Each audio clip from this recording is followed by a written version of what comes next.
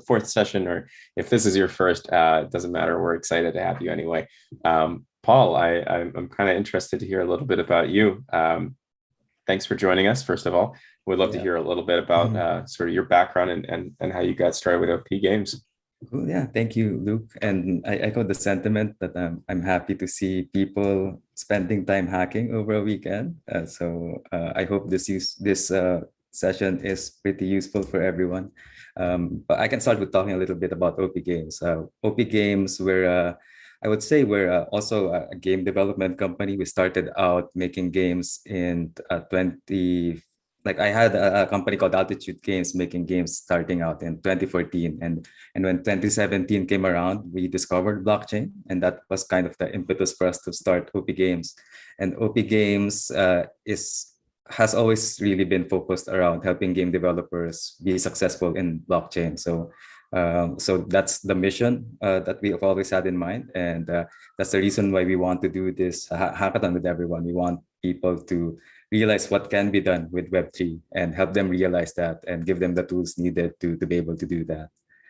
And yeah, I'm really looking forward to sharing what we have and to getting any questions that you guys might have at the end of the presentation.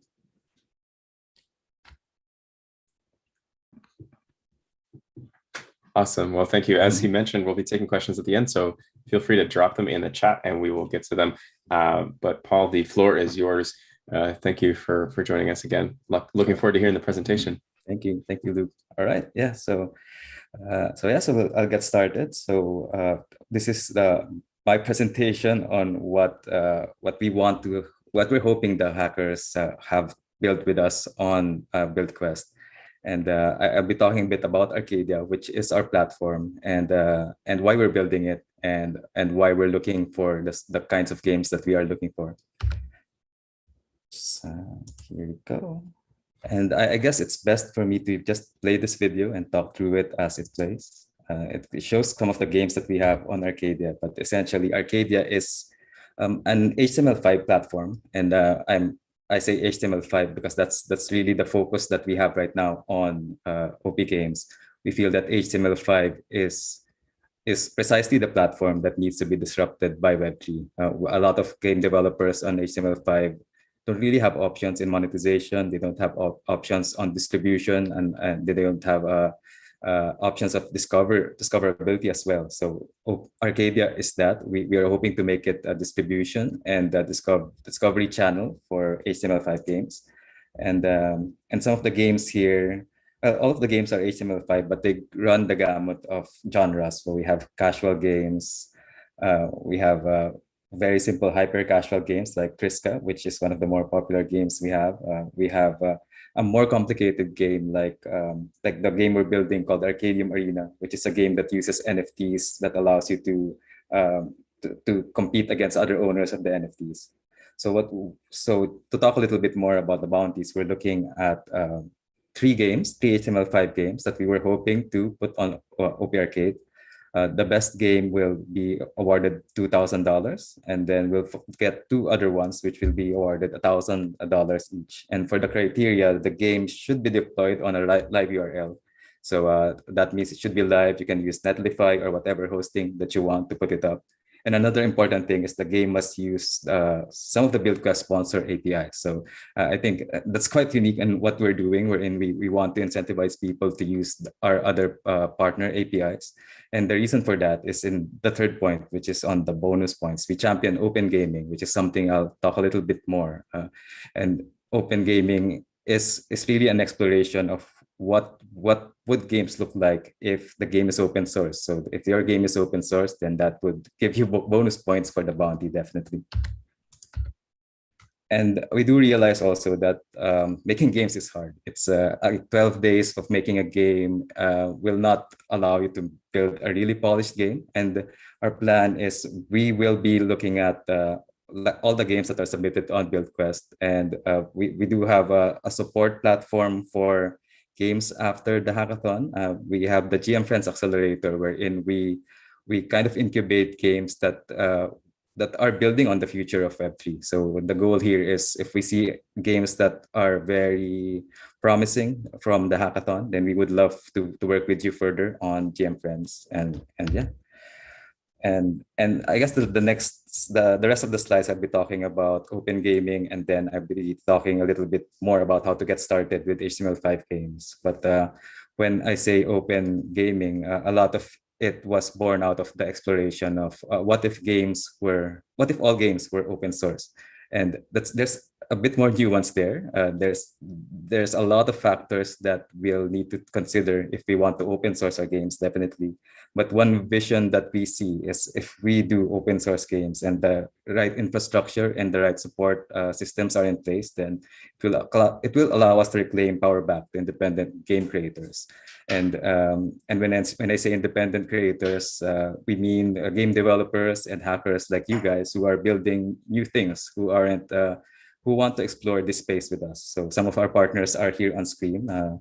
Conquest ETH from Ronan Sanford, Flip Flop from Preacher Creep, and Force Duties from Untitled Games. So these are games that are built on HTML5, looking at how to do more on Web3, and really exploring the space of finding new economies around Web3, around blockchain, around decentralized technologies. And just I guess to have a greater appreciation of what open gaming can do and what open source can do. It bears looking at how video games are right now, the current state of video games, and it's a story that I'd love to go through. That there's so many things to talk about, but I think these two GIFs show kind of the history from then to now, right? So from when the internet came out, there was a Cambrian explosion of games. We found a new genre. We created new genres like MMORPGs, like games like Diablo, where people can trade with each other. So we created new economies, and it was really the start of the early metaverse. Like we hear metaverse all the time, but it has already been brewing, starting from the creation of the internet and the introduction of the internet in games. And now, if you look at the screen if you look at the image on the right, I would say the language of game development and game designers have really been defined by the attention economy. And that's largely because most of the power really has been controlled by the social networks, by the Web2 platforms. So as a game designer, most of the things that we always hear, that game designers' mantra is actually retention leads to monetization. And that's the reason why you get all of these games that expect you to grind. And then game designers also have started to know how to use psychology in game design. So we find that randomness and the chance of getting something as a very powerful drive for us to play games. And that's the reason why a lot of the games you see now are all about grinding, all about loot boxes. They're games that are designed to keep us playing forever and maybe gamble on loot boxes when we can, right? So I would say it's not really the kind of games I would want to see. And hopefully it's not the kind of games that all of you want to see as well. But one thing I do want to mention is the game industry moves in cycles, right? I mentioned that I had a games company before. I've been making games for quite a while, and I've seen technology really shift what's happening in games. I think we're at a space now that we're able to do that. I remember when mobile and social came around, that kind of shifted around the people who hold power in the space. So now that we have blockchains, now we have distributed, now that we have decentralized storage, these are the tools that will allow us to move farther from these centralized platforms and build something of our own. And yeah, so as I said, the market moves in cycles. Currently, we're in a very mature market, I would say, where everything, like every step of the game development process has largely been co-opted by Web 2.0 platforms, from creation to distribution to discoverability to monetization. Each step of the way there's mostly a Web 2 platform that extracts value from the game developer. And I feel like this isn't really right? Like rent extraction works. It's something that we found to work, but it's something that also that kind of leads us to these kinds of models where it's not really sustainable. So I guess a segue a little bit back to Arcadia. Arcadia not just is our distribution and discovery channel. it's also our storytelling channel. Like Arcadia has its own universe around it. We have an Arcadians NFT we're building stories around. And the image here is Centro, who is the villain of Arcadia. He kind of stands for the things that we want to change. We want to be able uh, to take these pillars back from Centro and allow us to build the ecosystems that we want to create. So yeah, so a few more slides on this. When we say value extraction and how it really works, we kind of have to think of how we want to create something new, right? So I guess the mindset that people should have isn't on extraction, but rather value creation. So what would it look like if instead of us building platforms or us using these platforms, the main goal for us is to create value as we go through the steps of these processes. So a lot of this is still being defined in Web3, but I would say that we really are at a point in history where we can define value however we want. We kind of see all of these tokens, all of these NFTs, values springing out of nowhere. And this is something I think we should really look at, something we should understand and put into our game designs. And I guess I invite the game designers right now here and game developers to look at it from that space and to try and build something new. We are here in BuildQuest to kind of explore the new things that we can do with all these new tools that our partners have. So yeah, let's look at how we can create value from there. And going back to open gaming, I see open gaming really as something that we should focus on, because if you look at DeFi, DeFi really took off because it was open, it was composable, and that's what open gaming allows us to do, is this composability. I feel like if you look at what happened to DeFi right now, it started out with the standard, the ERC20 standard. Some of the Peter talked about this earlier in his presentation as well, like ERC20s, ERC1155s. These were the standards that allow DeFi to build on each other. So now we have Uniswap, we have governance tokens, we have DeFi 2.0 rebasing tokens. And I think if you're designing a game, you have to understand that's what's happening in DeFi, and also try to apply that in what's happening in your game development space as well. So in games, we see games composed of primitives also. For example, if you're thinking of a chess game, it's composed of boards and pieces.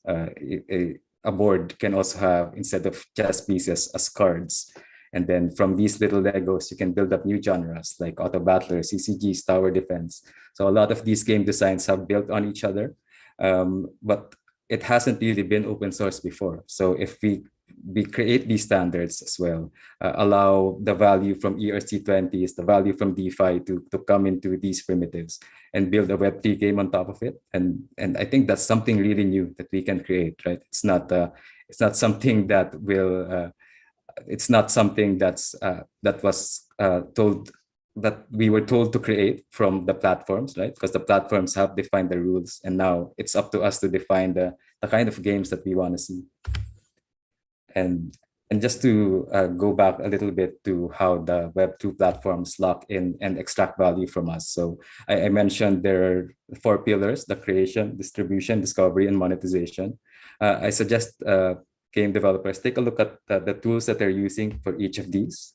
Realize that some of there are centralized Web 2.0 platforms, and realize that there are alternatives in Web3. So for example, if you just look at the tools that we're able to use here in BuildQuest for creation, we have open source game engines, which I'll talk a little bit about later. So instead of using the closed source game engines that are out there, let's explore using open source game engines like Phaser and Default. Instead of using the in-app or the App Store APIs, maybe we can explore using other Web3 APIs like the ones from Moralis, Chainlink, Covalent. And instead of distributing through app stores, maybe we can look at IPFS and Filecoin for distribution. For discovery, maybe let's look at NFT marketplaces like Quixotic to be able to get the word out about our game. We can use player guilds as well. We can use maybe new experiments like curation markets that we find in some of the Web3 startups. And one thing to note is going a little bit back to Arcadia again, monetization is something that we feel that all game developers feel is the most problematic thing right now, right? So Arcadia is focused on this. We're trying to solve the monetization piece, and the hope is we get games built on Arcadia. We collaborate with people on the smart contracts. We have smart contracts as well that we're building on top of NFTs and top of tournaments, and explore the spaces of DAOs and DeFis as well, and really find new games that are able to break free from the centralized platforms that we know. And some games I would suggest people take a look at. Some of these are made by developers that are looking really deeply in the space. So the first is the DAO, which is a play on DAOs, the decentralized autonomous organizations, and game, DAO game. So the game is very similar to Catan, I would say, where the goal is to reach an end goal, but that goal is defined by the players. So it explores the space of governance in games, wherein what if the goal in the game was defined by not by a game designer, but democratically defined by a group of stakeholders. So that's something that you can only do in Web3. Another is Eternal. So it's a fully on-chain exploration game. So that's I guess it's a good exploration of what kind of game you can create if the whole gameplay is on-chain, and still, I guess, leaning on understandable game two mechanics like dungeon crawling and classes in RPGs. And the last one is a very famous game, of course, Dark Forest, which explores the space of creating a gameplay around ZK snarks. So I would suggest people take a look at these games, take a look at, join their discords, see what kind of conversations are happening between game designers and learn from them. And I guess I want to leave people also with this with this mantra, I guess, that I think of now rather than retention leads to monetization. I feel like game designers should try to realize that the way they think is shaped by the language that they use. And I want to suggest that instead of thinking that you're creating a game to make money, right, which is honestly what most game developers are doing right now. We want to create game because we want to create a game because we know the market is big, that there's a lot of money to be had. But I want people to think, instead of creating games to make money, to creating money to make games. This is something that we can do in Web3. We now have the financial primitives to create our own tokens. We have the primitives to create virtual items that have massive amounts of value. So learn from these other games. Take a look at the Loot Project, for example, wherein the game was largely around building a game from primitives, from components. So what kind of games can we create if we approach it from that angle rather than creating maybe just a tired old game on Web2 and just adding a token on top of it? So we're bound to see a lot more things if we do that. And yeah, so just as a last slide, if anyone wants to know how to get started making games for Arcadia, it's honestly, it's pretty simple. For Arcadia, we just want people to make HTML5 games, any fun game that people can play and enjoy, and possibly build a Web3 ecosystem out of. We'll consider to be put on Arcadia. You can go to docs.opgames.org for some documentation on how to do so. One thing I would suggest is to take a look at the videos that we put up there.